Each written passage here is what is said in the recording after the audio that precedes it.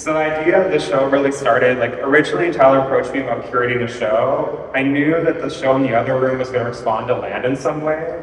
So I'm like, okay, I think it'd be nice to complement that. So I was like, okay, land, like what artists do I know, what can I work with? At the time, it's like I was kind of starting to delve into some poetry by Abigail Overplace. A lot of this stuff is like, kind of goes more into like gay, queer desire, but I thought like for some memory was like a line in this. So I'm like, let's take something that's kind of like more vague, a little more poetic of a title, and so I kind of truncated the idea of it to for some memory or some land.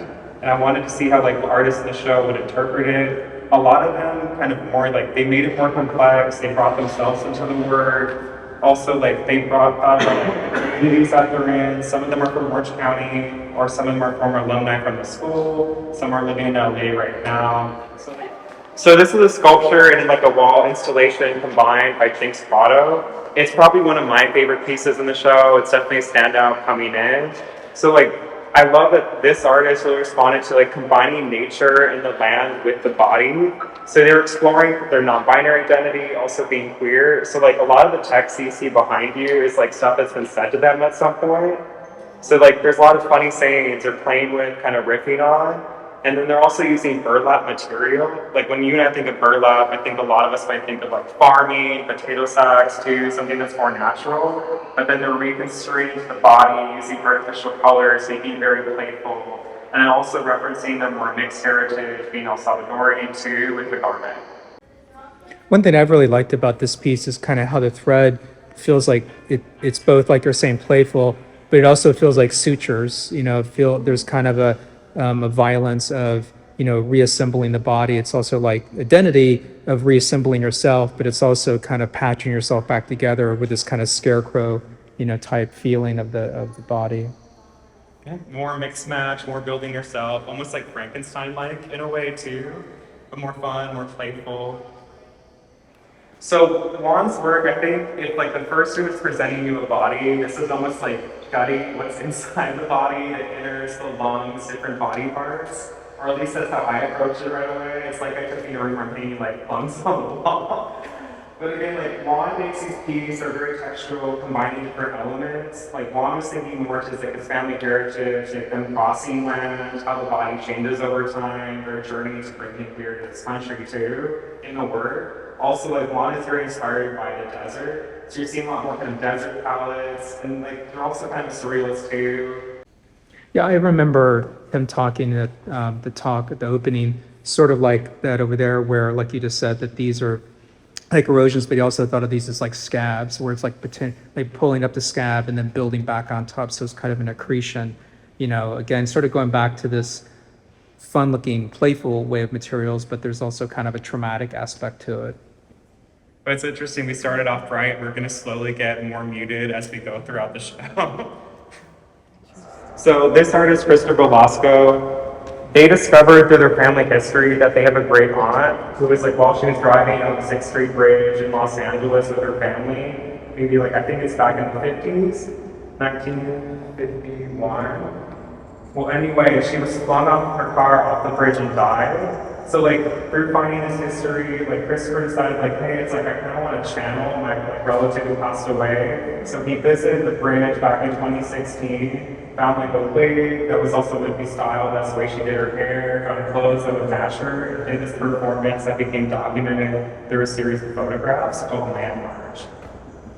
So you can see too, it's like, it's kind of fun, it's like, I feel like if the first work I showed you by Jynx was like a lot more openly queer, like playful from the get-go, this is kind of flipping it. It's using like drag kind of in like a more somber, character study kind of way too. But like some of these are very soft, very sweet, sad, very thoughtful.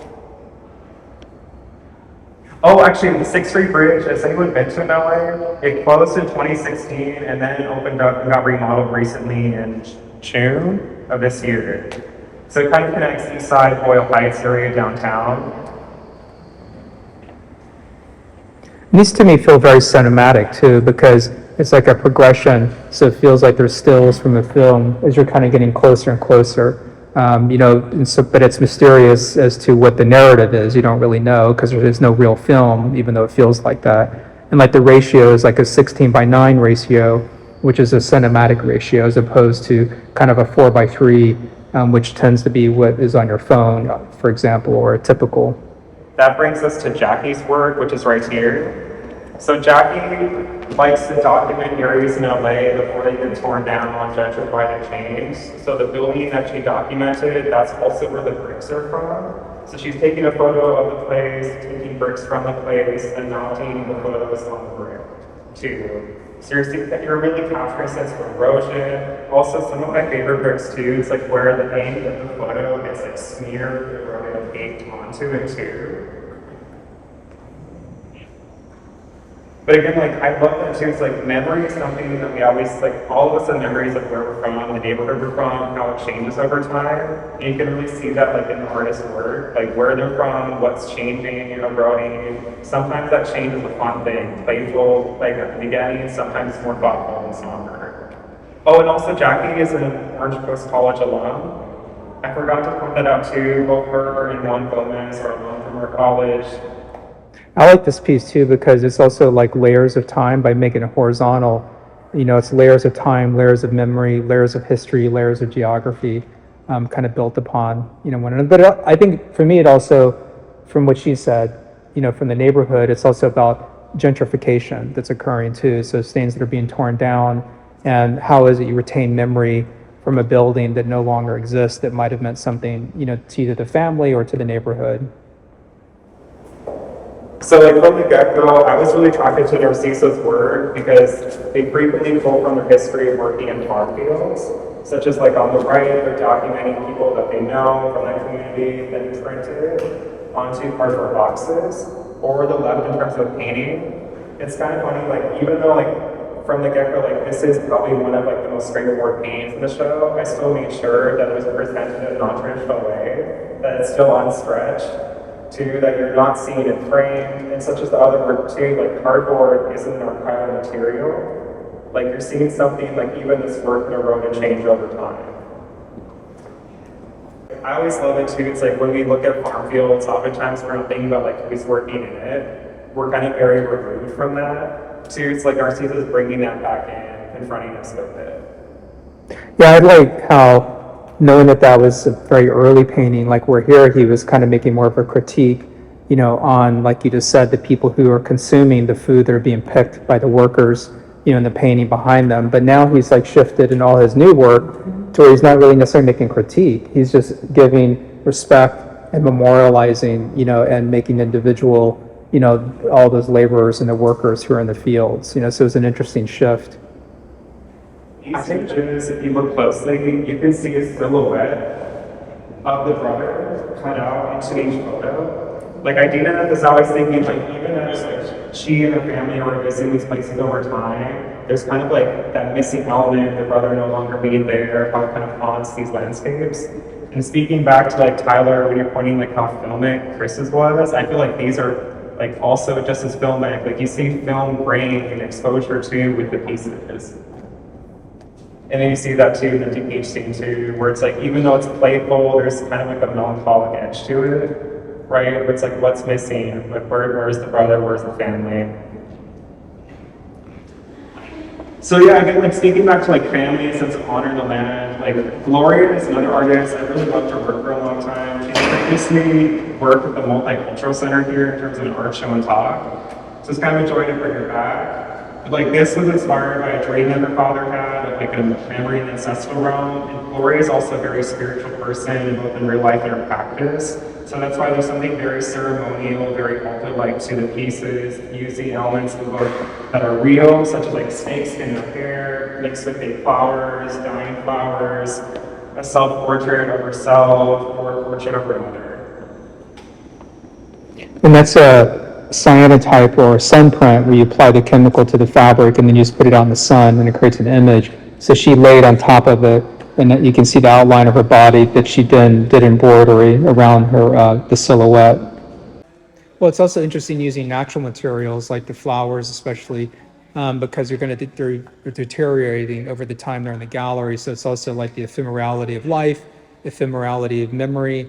At the same time, through a ritualistic manner, you know, that's how she kind of retains the memory. Or by including her hair, I think, you know, from her actual body, it's sort of in the hair, in the length of the hair is also the length of time for retaining something within yourself. Our last artist would be Álvaro. So Álvaro has a specific project where they're documenting zoning, like how districts, grid lines get drawn to. One of these is of K-Town, one is of Boyle Heights. And like oftentimes when we think of like political maps, like the way things get redistricted are absurd, ridiculous, or even in terms of like zoning construction too, how it gets divided up. So it's mapping that by making a map. Also, like there's the idea of like Álvaro used texture and then printmaking to make it. I was kind of fascinated by it because like if the show uses Chicano artists, when you think of Chicano work, a lot of it's done by painting, muralism, and printmaking. It's using printmaking in a non-traditional way. It also relates back to like sewing that you see with Jynx's work. There's something stitched together, fashioned with both. Wasn't he calling this like social abstraction, or Yeah. what was where it's sort of like he liked the idea of having this social commentary, but you didn't realize it until after you kind of read about it or read the title. Otherwise, it just seemed like a abstract painting image. And thank you everyone for coming out. Hopefully you enjoy the show, different takes on land, memory, and the body even too.